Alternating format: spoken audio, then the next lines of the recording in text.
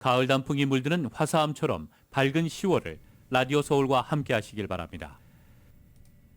강혜신의 오늘의 미국.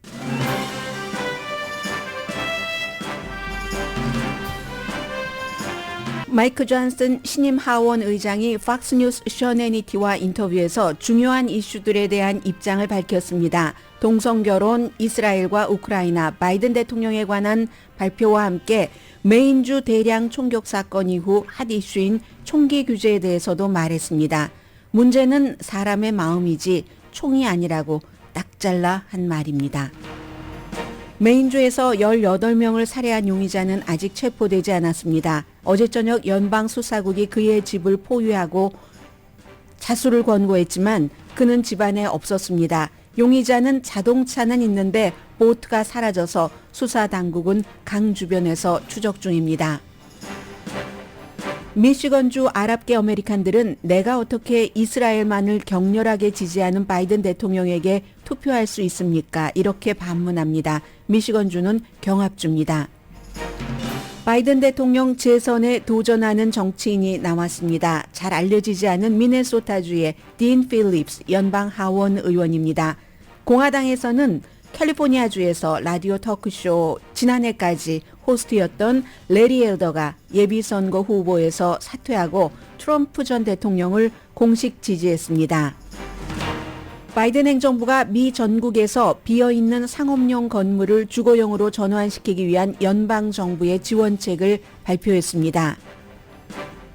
중국의 경제개혁파로 68세인 리커창 전 총리가 2인자 자리에서 물러난 지 몇 개월 만에 심장마비로 사망했습니다.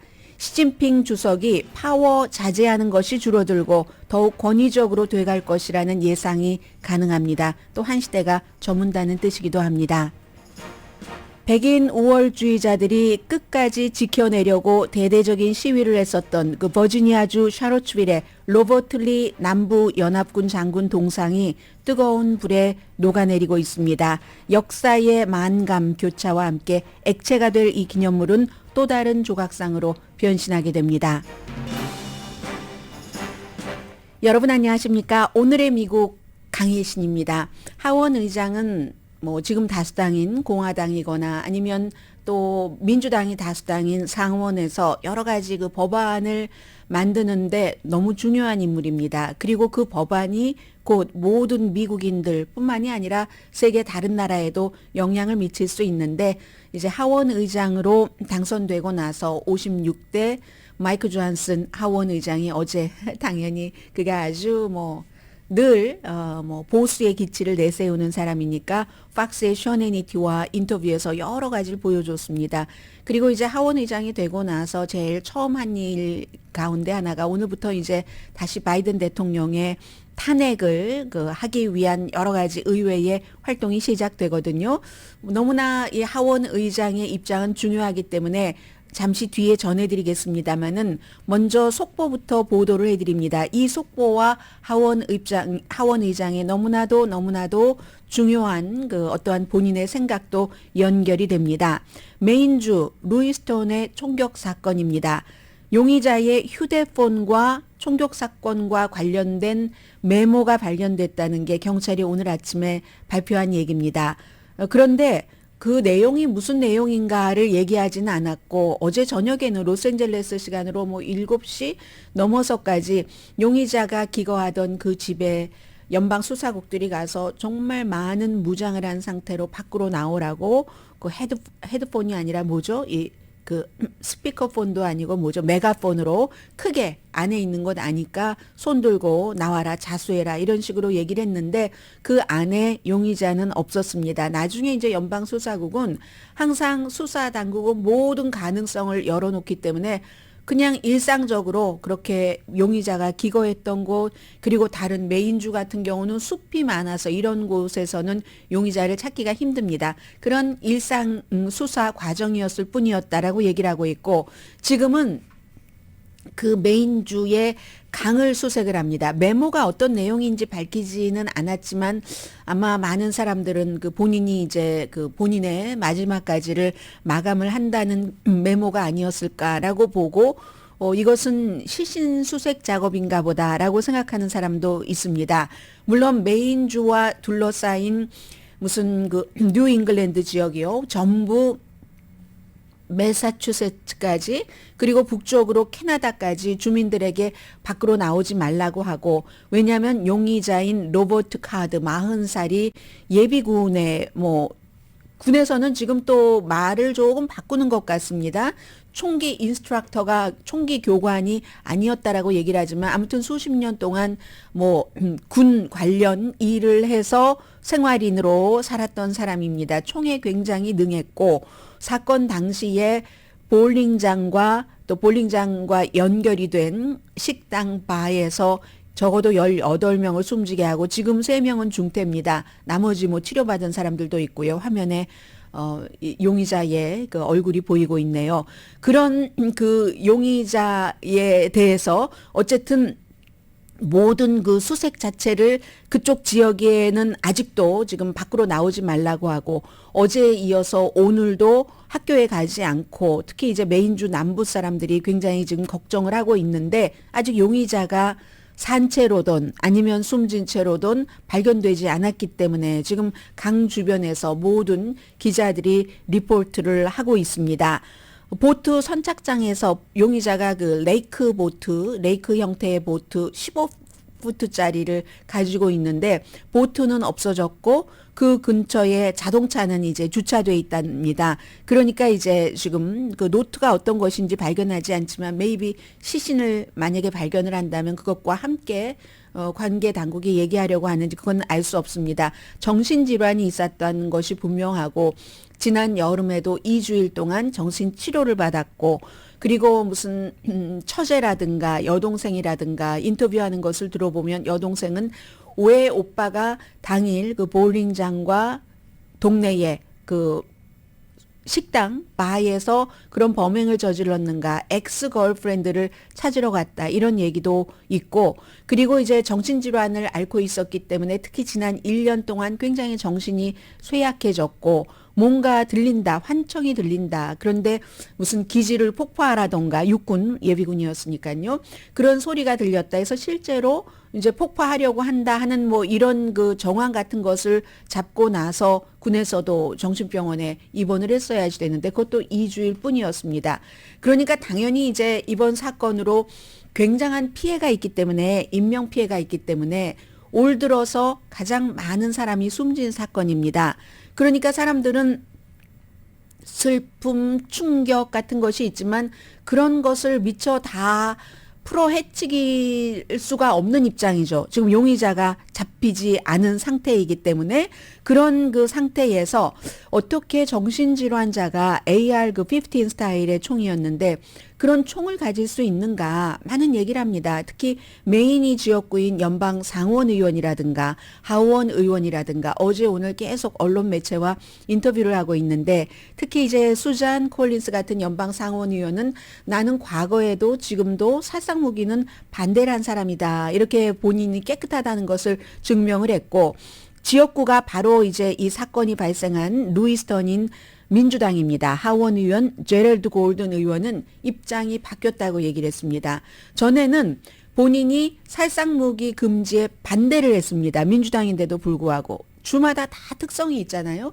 이번에 사건이 발생한 이 지역은 주민이 3만 8천 명이지만 메인주에서 인구가 작으니까 숲이 많고, 그러니까 이제 메인주에서 두 번째로 인구가 많은 주인데 메인주 사람들은 75%가 어떤 형태의 총기든 소유하고 있습니다. 사냥도 하고 하니까 10대들은 심지어 총포상에서 아르바이트를 하는 그 경우가 아주 많이 있거든요. 메인주 같은 경우는.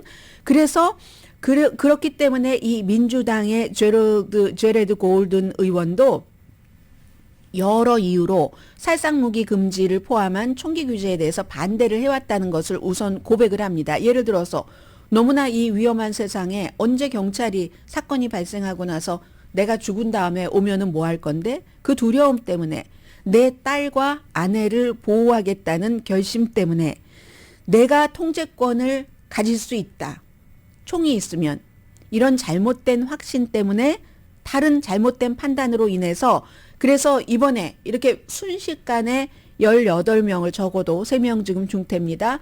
숨지게 하는 이런 총과 같은 치명적인 전쟁 무기를 금지하려는 노력에 대해서 반대해 왔습니다. 이렇게 고백을 하고요. 그런데 내가 그렇게 반대하면서 이 AR-15과 같은 살상 무기를 미국에서 금지하지 못하도록 막아온 그 실패, 내가 책임을 져야지 될 때입니다. 그래서 나는 이제 내 고향인 메인주의 루이스턴에서 지역구입니다. 그곳에서 일어난 이렇게 정신질환이 있는 사람이 쓴 살상 무기를 금지할 것을 요청을 합니다. 남은 임기 동안 모든 공화당이건 민주당이건 가릴 것 없이 이 일을 완수하기 위해서 어떤 동료와도 협박을 할 겁니다. 이렇게 얘기하지만 전 실패할 것 같습니다. 하원 의장 얘기를 잠시 뒤에 들려드리겠고요. 그래서 이제 아무래도 그 지역에서 일어난 일이기 때문에 뉴 잉글랜드 지역의 여러 정치인들이라든가 아니면 사람들이 정말 다른 거는 모르지만 살상 무기는 금지해야지 돼. 전쟁에서 누가 빠른 시간에 적을 더 많이 죽일 수 있는가에만 포커스를 두고 만든 게 살상 무기인데 그걸 왜 일반인이 가지고 있어야지 되지? 방어용이라고 하면서 뭐 이런 생각을 하는 뉴 잉글랜드주의 지역 주민들과 또 그 정치인들이 늘어납니다. 그런데 이런 거 다 잠시입니다. 수없이 겪어봤습니다. 그래서 이제 커네디컷 같은 경우는 샌디욱 초등학교 총격 사건이 일어났기 때문에 그렇고 뭐 매사추세츠, 뉴햄프셔 다 마찬가지고 당연히 이제 민주당인 바이든 대통령과 카말라 해리스 부통령도 이 같은 총기는 규제를 해야지 된다라고 얘기를 하면서 근거로 얘기하는 건 이겁니다.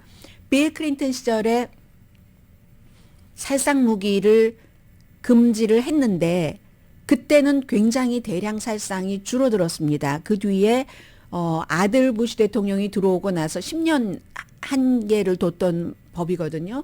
그래서 또 이걸 10년 연장하자 했었을 때 공화당이 다 반대를 해버렸기 때문에 요즘은 뭐 살상 무기가 아주 우리가 텔레비전에서 사건만 나면 흔하게 봅니다.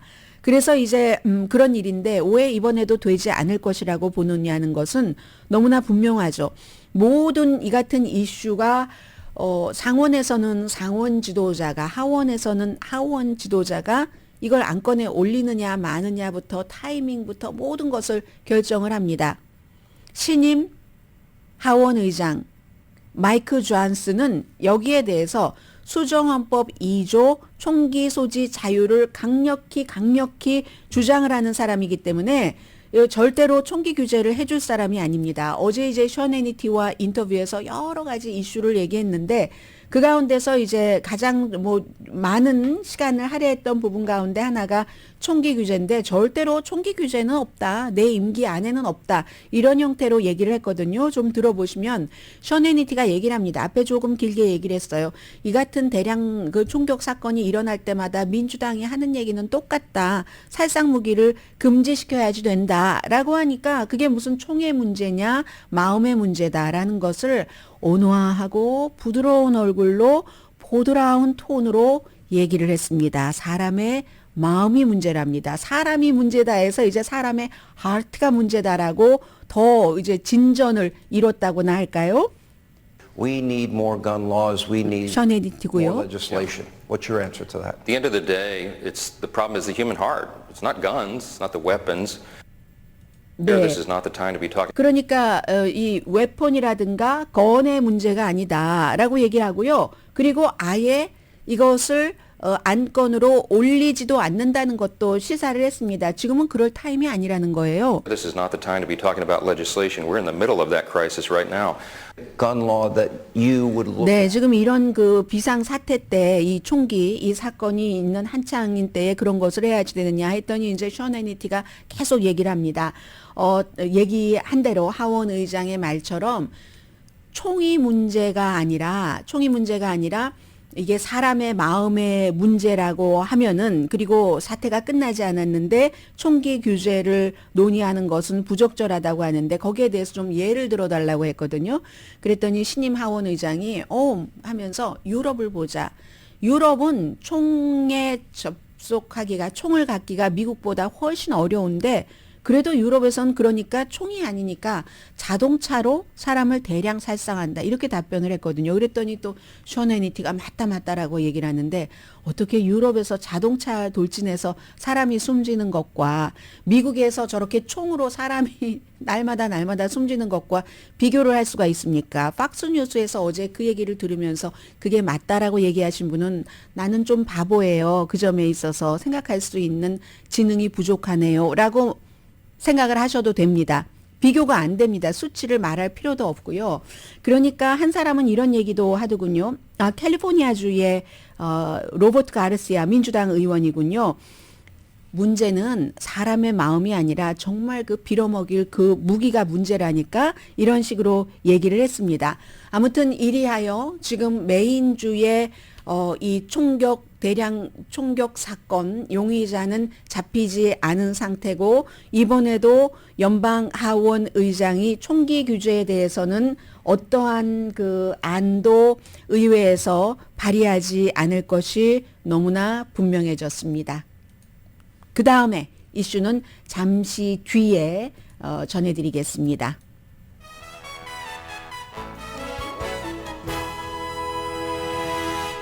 오늘의 미국은 전문가가 추천하는 이민법, 가정법 전문 재인정 종합법률사무소, 총 20억 달러 승소, 교통사고와 상해 전문 브라이언 타필라와 CJ 변호사 그룹, 코지다운 갤럭시 이불은 잠이 솔솔 오게 하는 기능성 거위털 이불로 독일과 함께 생산합니다. 코지다운 갤럭시 이불 공동 후원입니다. 뭐 당연히 조금 앞에 거기서 딱 제가 컷 했으니까 하원 의장의 큰 그림은 무엇인지 뭐 그런 것들 때문에 보수가 이제 좋아하게 생겼어요. 굉장히 인기가 있을 것 같습니다. 또 이스라엘 하마스의 전쟁 속보도 좀 전해드려야지 되고요. 바이든 대통령이 하도 인기가 없다 보니까 민주당 사이에서의 인기도 지금 점점 내려가거든요. 이제 30% 됩니다. 그러니까 감히 현직 대통령에 도전하겠다고 하는 민주당의 정치인이 나왔습니다. 잠시 뒤에 전해드립니다.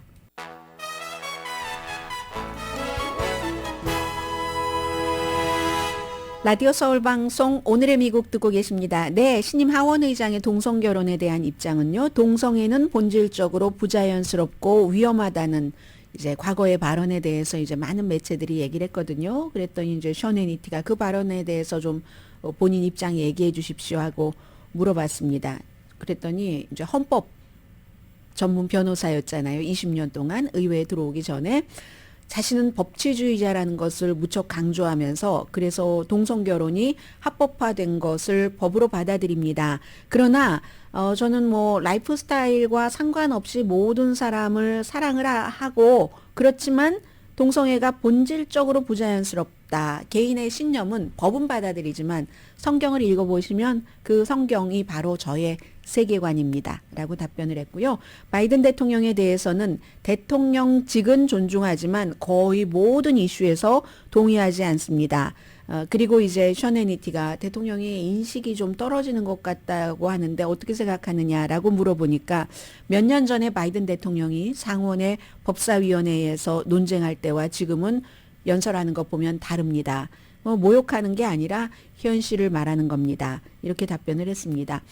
그리고 탄핵 조사에서 탄핵할 사유를 발견할 가능성이 대단히 높다. 그러니까 어쩌면 이 션 해니티와의 인터뷰에는 어제 백악관에 갔거든요. 이 존슨 신임 그 하원 의장이 존슨 의장만 간 게 아니라 누구죠? 민주당과 공화당의 그 지도부들이 왜냐하면 백악관에서 이스라엘, 우크라이나 그리고 뭐 대만, 남부 국경, 가자에 대한 인도주의적인 차원의 지원 여러 가지 그 지출안을 요청을 해놨기 때문에 거기에 대해서 이제 백악관 입장을 설명하기 위해서 초대를 해서 갔습니다. 하원 의장이니까 또 가서 그 하원의 민주당의 하킴 제프리스도 같이 갔고요. 그 브리핑 듣기 전에 대통령과 만났습니다. 그러니까 어쩜 션 해니티와 당연히 라이브였던가요? 어제 그 생각이 안 나네요. 로고가 라이브가 아니었다면 인터뷰를 녹음을 했을 텐데 조금 있다가 대통령 얼굴 볼 거면서도 이렇게 얘기를 한 겁니다. 탄핵 조사에서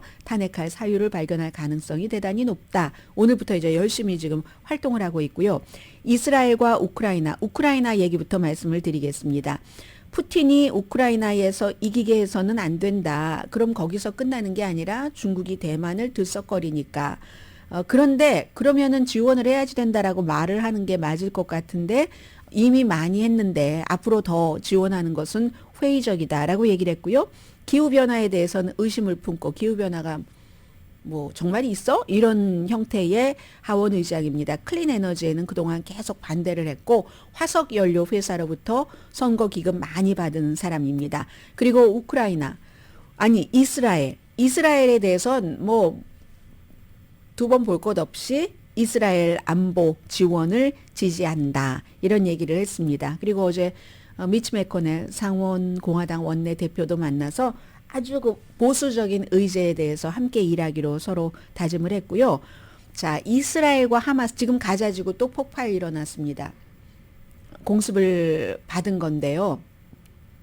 미국도 시리아에 있는 군기지인데 군인보다는 어떤 그 무기 창고 이런 곳을 미국이 그 공격을 했거든요. 그런데 시리아에 있는 그 이슬람 혁명군의 그 무기고 뭐 이란 다 이제 연관이 된 거잖아요. 그쪽은 이란이 왕입니다.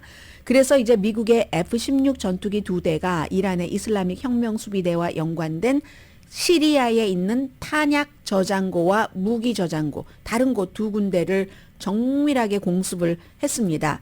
이게 이제 10월 17일 이후에 미군이 한 20차례 뭐 이란이나 뭐 시리아 주변에 있는 미군 기지나 이렇게 공격을 받아서 미군 24명이 크게 다치지는 않았지만 크게 다쳤고 민간인 1명이 숨졌습니다. 그리고 나서 있었던 정밀 그런 타격인데도 미국은 이것과 이스라엘 하마스 전쟁과는 전혀 상관이 없다라고 얘기를 하고 있고요. 그리고 이란과 이란이 지지하는 하마스 헤즈볼라와의 그 중동에서의 전쟁을 확산하는 것은 미국도 싫어하고 이란도 싫어합니다. 그런데 어느 한계까지는 이제 가기를 원하는 거예요. 양측이. 지금 그렇게 미국은 시리아에 있는 두 군데의 무기 저장고를 공습을 했고 이스라엘은 가자 지구를 공습을 했습니다. 북쪽에 있는 이스라엘 북쪽 레바논에서는 지금 너무 무서워서 막 떠나거나 집을 떠나거나 아니면 사람들 다 막 기도하거나 그것도 아니면은 이거는 정말 못 참겠네. 무슨 뭐 이스라엘과 뭐 아랍이 종교가 다르고 피부 색깔이 다르다고 말이야. 남의 땅에 들어와서 이게 뭐 하는 짓이고 서방 세계는 이스라엘만 감싸고 돌고 하면서 헤즈볼라에 가입하는 레바논 사람들도 늘어난답니다. 정치와 경제가 안정되지 않은 국가에서 이런 극단적인 쪽으로 가는 그런 일들이 흔히 있죠. 가자지구 위성 이미지를 오늘 그 가디안이 쭉 보여줬는데 이스라엘 폭격으로 가자지구는 지금요 전체가 이제 빨간 색깔로 폭격당한 곳을 다 이렇게 점을 찍잖아요. 전체가 다 빨갛습니다. 지금 빌딩의 거의 10%가 다 폭파돼 버렸거든요. 그런데 이제 지금 하루 하면 또 커지고 하루에 하면 뭐 몇백 번씩 공습을 하니까 제가 지금 말씀드리고 있는 순간에는 10% 훨씬 넘을지도 모릅니다. 로스앤젤레스의 빌딩의 10%가 한 2주일은 조금 더 됐네요. 3주일 사이에 폭삭해버렸다고 생각을 하시면 될 것 같습니다. 거기서 어떻게 안전하게 물도 없고 음식도 없고 약도 없고 전기도 안 들어오는데 사람이 살 수 있는지 놀라울 정도이죠. 그래서 결국은 어제도 유럽연합이 회의를 했는데 아무리 그래도 가자지구에 대한 지원을 좀 늘려야지 된다 하는 의견 쪽으로 모았습니다. 그럼 그러려면은 임시 휴전을 해야지 된다는 거죠. 스페인 같은 나라는 임시 휴전하는 것을 원하고 팔레스타인에 좀 공감을 하는 겁니다. 그에 비해서 뭐 독일, 헝가리 이런 데는 이스라엘 쪽이기 때문에 휴전해서는 안 된다. 그냥 계속 하마스를 때려 부수기 위해서 가자지구를 공습을 해야지 된다 하는 그 입장입니다. 그리고 탱크가 가자지구 북쪽에 들어가서 뭐 다 정리할 거 정리하고 나왔다고 했잖아요. 어제도 또 이스라엘 탱크가 들어갔습니다.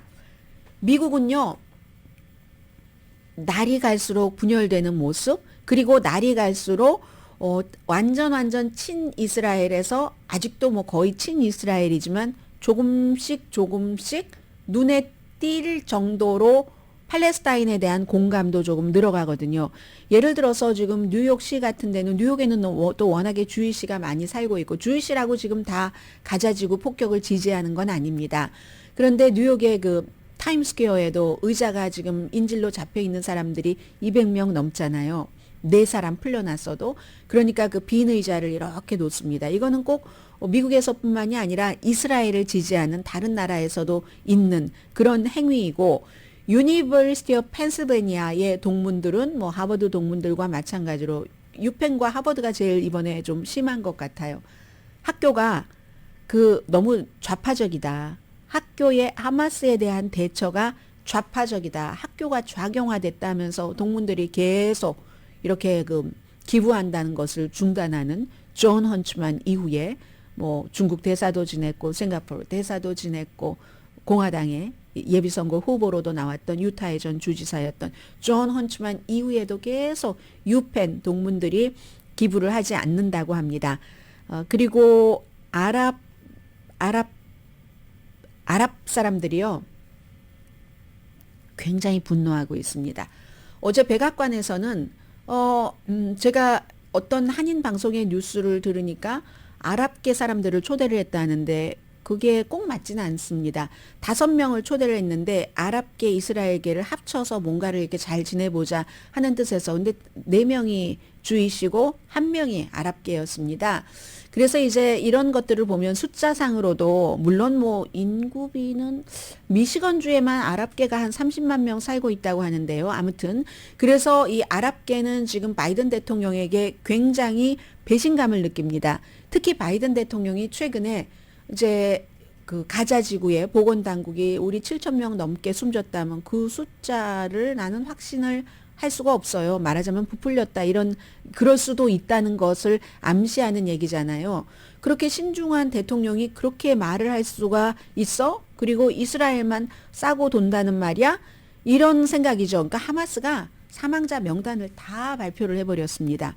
그러면 또 그러겠죠. 그 사망자 명단이 맞아라고 하지만 어쨌든 분명한 것은 누가 봐도 아는 이스라엘이 지금 받은 것의 몇 배 이상을 보복을 해서 그것도 뭐 태어날 아이가 태어나지 못하고 숨지는 경우도 있고 태어나자마자 약이 없어서 숨지는 경우도 있고 그렇습니다. 그런데 미시건주의 아랍 아메리칸들은 굉장히 오늘 가디언과 그 미시건주에 있는 아랍 아메리칸들이 인터뷰를 했는데 2020년도에는 그 미시건주에서 2016년도에 트럼프 전 대통령이 이겼습니다. 힐러리 클린턴에. 거기 이제 막 러스트벨트 공장, 자동차 공장 이렇게 해서 힐러리 클린턴이 거들떠 보지도 않은 사이에 바이든 대통령이 이민자들이 와서 당신들의 일자리를 뺏어가고 뭐 이런 식으로 막 얘기를 하면서 그 사람들을 보듬어 주는 것처럼 하고 이겼는데 이겼을 때 10,000표 차이입니다. 지금 조지아주가 아주 작은 표 차이라고 17,000 몇 표를 찾아내라고 트럼프 전 대통령이 했다고 하는데 2016년도에 미시건주에서 10,000표 차이로 이겼거든요. 그리고 4년 뒤에 바이든 대통령은 그 미시건주에서 15만 표 차이로 이겼습니다. 그때에 30만 명의 아랍계 아메리칸들이 트럼프 전 대통령이 워낙에 이슬람 혐오 발언과 정책을 많이 썼기 때문에 처음에는 막 그 아랍 쪽에서 미국에 여행도 못하도록 하고 하는 정책을 썼잖아요. 그러니까 야 이건 안 되겠다 하고 아랍계의 그 사람들이 다 바이든을 위해서 열심히 선거 운동을 하고 표를 찍어줬습니다. 그래서 10,000표 저쪽이 많이 가져갔던 것을 나중에 15만 표니까 16만 표를 이긴 거예요. 그 한 주에서 4년 사이에. 그런데 그렇게 바이든을 도왔던 아랍계가 내가 어떻게 이스라엘을 저렇게 싸고 도는 대통령에게 투표를 할 수가 있지? 그리고 미시간이 스윙 스테이트잖아요. 이건 인도주의적인 차원을 얘기를 하는 거지 하마스를 지지한다는 게 아니라 이건 너무한 것 아닌가 대통령이 그런 일들이요. 그리고 미국 사람들 여전히 이스라엘을 지지하는 것이 맞기는 맞지만 점점 이제 그 시간이 지나갈수록 그 차이는 조금 줄어든다. 그리고 만약에 이게 스윙 스테이트 같은 데서 꼭 미시간주가 아니더라도 디트로이트 같은 데 이 아랍계가 많이 살고 있잖아요. 그런데 그래서 이번에 그 6살 소녀를 랜드 로드가 너 아랍계야 하면서 뭐 26번이나 흉기로 찔러서 6살짜리를 숨지게 했다는 그것도 그 디트로이트와 멀지 않은 곳이잖아요. 다른 곳의 아랍계 유권자들도 이 바이든 대통령에게 등을 돌린다면은 그러면은 그럼 만약에 트럼프와 대 바이든이라고 하면 트럼프에게 지지하진 않겠죠. 아예 투표를 많은 투표가 있으니까 공란으로 남겨두거나 제3당에게 투표를 한다던거나 하는 거죠. 바이든 대통령은 이것도 신경을 써야지 되는 그런 일일 겁니다. 아직 기간은 조금 남아있지만 모닝 컨설트가 여론조사한 결과 이스라엘과 팔레스타인에 대해서 조금 동등하게 팔레스타인에 대한 공감도 같은 거 이런 것들도 조금 미국에서 시간이 지나갈수록 늘어난다 하는 그런 보도 있고요. 그리고 지금 텔레비전에도 보이네요. 바이든 대통령 재선에 도전하는 민주당 정치인이 나왔습니다. 잘 안 알려졌어요. 요즘 잘 안 알려진 사람들이 많이 어느 순간에 스타가 되는데 뭐 이 사람은 큰 스타가 될 것 같지는 않습니다. 미네소타주의 딘 필립스라는 사람인데 삼선 의원이거든요. 삼선 의원인데 최근에 어떤 얘기를 했냐면 바이든 대통령이 지지율도 엄청 민주당 사이에서도 나아지고 하니까 우리가 좀 대안을 마련을 해야지 된다 해서 막 민주당에서 난리가 났죠. 왜냐하면 민주당 그 조직이라는 게 기득권이잖아요. 기득권이니까 기득권에서는 어떻게 하던 트럼프를 바이든이 이길 수 있다고 보니까 일단 당이 이기는 게 우선이니까 바이든이 해야지 된다 하는데 이걸 시선을 돌리고 힘을 분산시키기 위해서 뭘 지금 와서 뭐 대안을 마련하고 어쩌고 저쩌고 하니까 이 사람이 본인이 갖고 있던 지도부 자리를 내려놓고 아예 어제 무슨 뭐 선거 그 위원회에 등록도 하고 오늘 지금 텔레비전 화면에 보이네요. 뉴햄프셔에서 바이든 대통령에게 도전하는 예비선거 후보가 나온 겁니다. 로버트 케네디 주니어는요. 민주당 가문의 조금 돌연변이식의 그 민주당 그 예비선거에 나온 후보였지만 며칠 전에 민주당에서 탈당을 했거든요. 그랬기 때문에 민주당에서 그 사람은 탈당을 했지만 또 다른 사람이 있지만 별로 영향력이 없고 오늘도 이 하원 현직 의원이니까 현직 의원이 나와서 이제 그 뉴햄프셔의 콩코드에서 후보 출마를 공식적으로 발표할 예정이기 때문에 지금 연단 쫙 그 마련해 놓고 있습니다. 대통령 나이도 문제 삼았고요. 낮은 지지율도 문제 삼았고 54살입니다. 이 사람은 바이든 대통령이 민주당 하원 의원이니까 훌륭한 일을 해냈다 하는 것을 인정을 했습니다. 그렇지만 이제는 새로운 세대가 이끌어야지 될 때다. 본인 될 확률은 저는 0%라고 봅니다. 많은 사람들이 0%라고 볼 겁니다. 그래서 이제 CBS 같은데 인터뷰를 많이 하던데 이 11월 달에 어쩌면 내년에 비상사태가 있을 수도 있는데 바이든의 여러 가지 때문에 그런 그 숫자 앞에서 내가 가만히 있을 수가 없어서 나왔다. 그럼 인지도는 높일 겁니다. 저만 하더라도 지금 이름을 몇 번 불러드립니까? 딘 필립스라는 미네소타의 연방 하원 의원을 한 5번, 6번은 불러드리는 것 같은데 인지도는 높일 수 있지만 가능성은 없고 민주당의 지원 받을 확률은 0%고 동료들 비난은 엄청 받을 테고 그런데 민주당의 돈 지원은 안 받아도 돼요. 엄청 부자거든요. 자신이 부자예요. 증유회사의 그 상속자고요. 우리 그거 먹고 싶네요. 오늘 해 먹어야 되겠네요. 사서. 남들은 저렇게 총기 사건이 일어나서 벌벌 떨고 있고 가자지구에서는 물도 못 먹고 있는데 맛있게 젤라또 먹을 생각을 한 제가 약간 죄책감이 느껴지네요. 그런데 젤라또 맛있잖아요. 어쩜 그렇게 쫀득쫀득하니. 그 젤라또의 그 전 공동 소유주이기도 했습니다. 지금 바이든 대통령에게 도전한다는 민주당의 그 하원 의원이요. 그리고 바이든 대통령은 다음 주에 미네소타를 방문을 합니다. 공화당에서는요.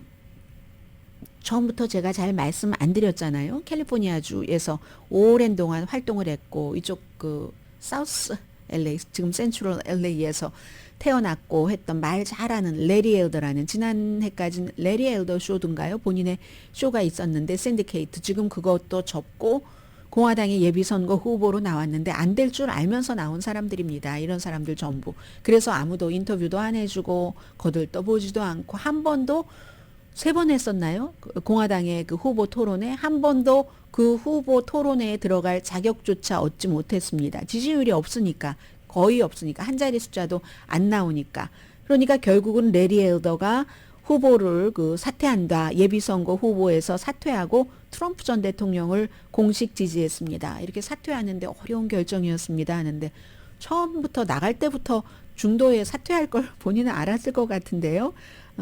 그리고 이 사람은 또 유명한 게 캘리포니아의 게빈 뉴섬 주지사 소환할 때 그 소환에 앞장섰던 사람입니다. 그리고 본인이 주지사 된다고 해봤지만 그것도 안 될 걸 사람들은 다 알았었던 얘기고요. 지금 선거 얘기는 이 정도고 하나는 조지아주에서 스티브 존스라는 판사가 조지아주가 흑인 유권자에게 불리하게 그 지형을 만들었다. 선거구를 재조정하면서 그래서 그거 다 그렇게 만들어 놓은 것 없애고 다시 만들어라. 예를 들어서 애틀란타 지역에 새로운 선거구를 만들어서 뭐 인구비 이런 거잖아요. 민주당이 하원 다수당을 다시 갖게 될 확률이 좀 높아지는 것으로 보는 것 같습니다. 흑인이 다수인 지역에 상원 선거구 2개를 만들고 하원 선거구 5개를 추가해야지 된다. 7개. 이런 것이 지금 법에서 판결이 나왔습니다. 조지아주가 모든 사람들에게 공개적으로 동등한 정치 과정, 동등한 기회 주는 것에 실패를 했기 때문에 이렇게 해라 하고 판사가 명령을 내렸고요. 잠시 뒤에 상업용 건물 요즘 뭐 공실률이 30%보다 더 되는 곳이 아마 더 많을 겁니다. 샌프란시스코 같은 데는 여기에 대해서 연방 정부가 어떠한 안을 내놨습니다. 이런 때는 우리가 똑똑한 주정부, 똑똑한 로컬 정부에 살아야지만 그런 것을 많이 받아올 수 있는데요. 잠시 뒤에 전해드립니다.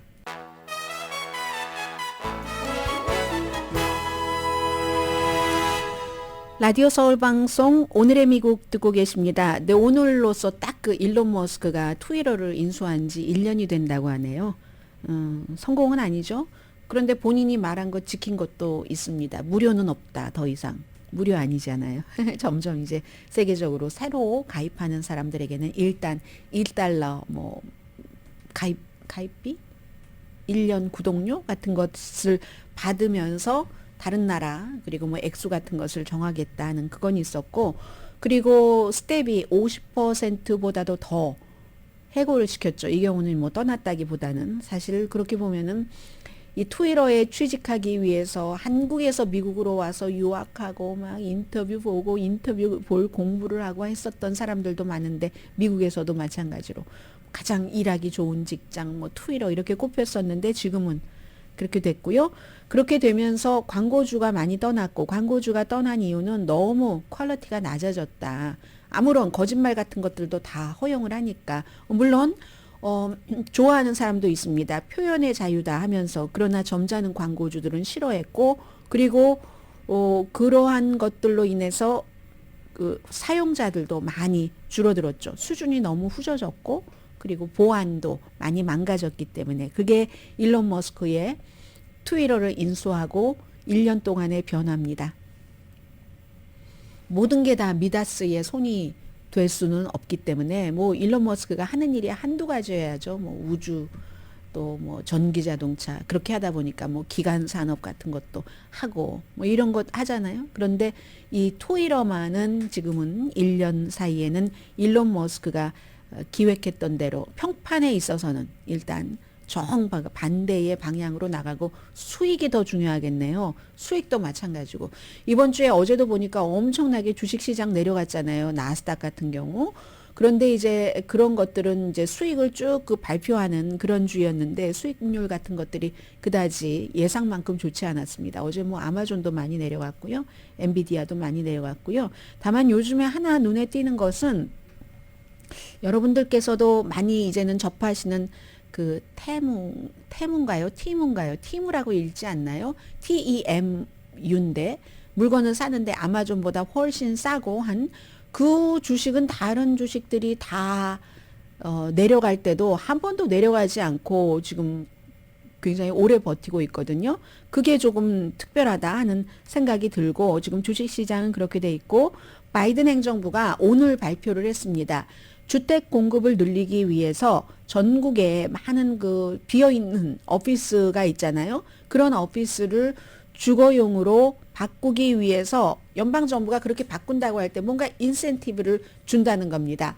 그러면 인센티브를 줄 때는 가이드라인도 줘야지 우리가 저기에 신청을 할 수 있어 없어가 나오잖아요. 그래서 그 구체적인 가이드라인은 뭐 주정부나 로컬 정부나 이런 데서 알아서 할 일이고, 뭐 주정부가 따와서 로컬 정부가 또 주정부에서 가져가고 하는 형태가 되겠죠. 그래서 30년 만에 최고치의 공실률을 기록하고 있다. 어떤 지역은 30%, 어떤 지역은 70% 공간이 비었고, 팬데믹 당시에는 70%가 뭡니까? 그것보다 훨씬 많이 비어 있었던 그런 사무실 공간이 많았을 겁니다.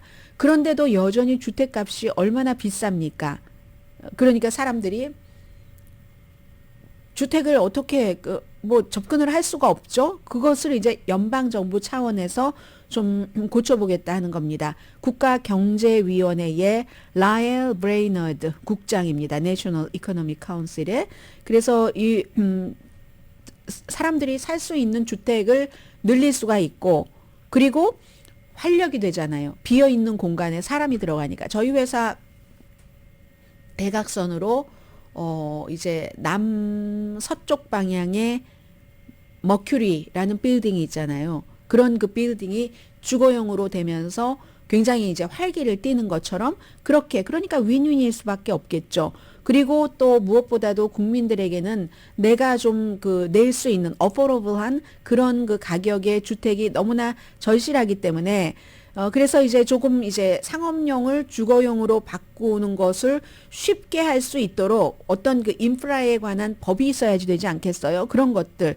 그리고 이제 상업용 비어 있는 곳이 주거용으로 들어가면 그 밖에 교통기관 그 시설 같은 거, 그럼 거기에도 다 돈이 들어가겠죠? 그런 것들을 주택도시개발부라든가 아니면 교통부에서 여러 가지 이미 이제 책정되어 있는 예산 같은 것을 쉽게 이제 그쪽으로 돌려 쓸 수 있도록 해서 싼 그 주택을 마련을 하게 한다는 겁니다. 미국 사람들은 집이 너무 비싸니까 비싸게 돈 내고 먹질 못하던가, 아니면 너무 멀리 있는 곳에 살기 때문에 지쳐서 일하는데 생산력이 굉장히 떨어진다던가 그렇다는 얘기죠. 그래서 8월 달에 그 주택 비용이 1년 전에 비해서 7.2% 올라갔거든요. 인플레이션보다 훨씬 많은 거죠. 인플레이션 뭐 3.5%, 6%, 7% 이 정도에서 왔다 갔다 하잖아요. 그래서 이제 그렇게 됐다 해서 지금 뭐 30년 고정 모기지 이자율도 7.5% 넘는 것 같은데요. 더 힐은 7.5%로 돋네요. 해서 연방 정부가 그런 일을 하겠다 하는 겁니다.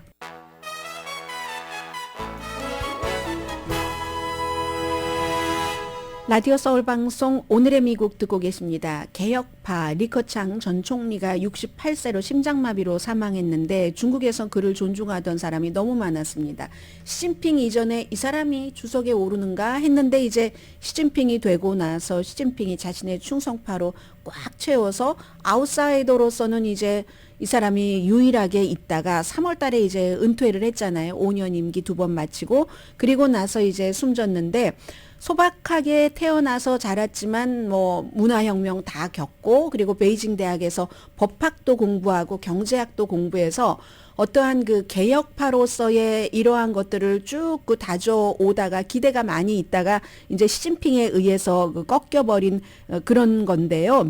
뭐 시진핑이 밀어냈다고 보시면 되겠죠. 충성파로 다 이제 딱 그 채우느라고 상하이를 방문하던 도중에 이제 심장 질환을 일으켜서 뭐 얼마나 노력을 해봤겠어요. 의사들이 결국은 숨졌다는 건데, 이게 이제 세계와 한국과 미국에는 어떠한 중요한 것을 주냐면은, 어떤 사람은 이런 얘기를 하던데 한 시대의 종말이다라고 얘기를 하는데, 온건파의 목소리가 사라진다는 겁니다. 시진핑 주변에는 전부 시진핑 충성파만 있기 때문에 이 정도 높은 직위에서 온건한 얘기를 했었던 사람이 하나도 없어지면 시진핑은 굉장히 그 어떠한 그 자제하려고 하는 눈치 보는 것 같은 것이 이제 점점 없어지고 권위주의 같은 것이 강해질 것이다. 카네기 차이나 띵크탱크의 이한총 전문가가 한 얘기입니다. 오늘의 미국은 전문가가 추천하는 이민법, 가정법 전문 재인정 종합법률사무소 총 20억 달러 승소, 교통사고와 상해 전문 브라이언 타필라와 CJ 변호사 그룹, 코지다운 갤럭시 이불은 잠이 솔솔 오게 하는 기능성 거위털 이불로 독일과 함께 생산합니다. 코지다운 갤럭시 이불 공동 후원이었습니다. 10시에 좋은 아침, 좋은 하루 방송됩니다. 동상도 생명이 있잖아요. 버지니아주 샤롯츠빌에서 막 백인이 흑인이 우리를 대체할 수 없어, 유대인이 대체할 수 없어 하면서 남부 연합군 장군 노예제를 막 지지하고 한 뭐 이런 그런 분위기, 그런 장군의 동상을 막 지키려고 했는데 시정부가 그걸 내리려고 하니까 그거 지키려고 시위하고 했었던 거잖아요. 결국은 내려져서 몇 년 동안 창고에 보관을 하다가 그게 이제 동이니까 전부 녹이는데 아직도 시간이 많이 걸리는데요. 너무 크니까 뭐 1000파운드 정도가 된다고 하던가요. 산산조각을 내서 마지막에 그 머리가 들어가서 녹아내리고 할 때 보니까 사람들이 사형집행과 같았다 하지만 또 다른 것으로 공공예술 설치물로 태어난답니다. 강희신이었습니다.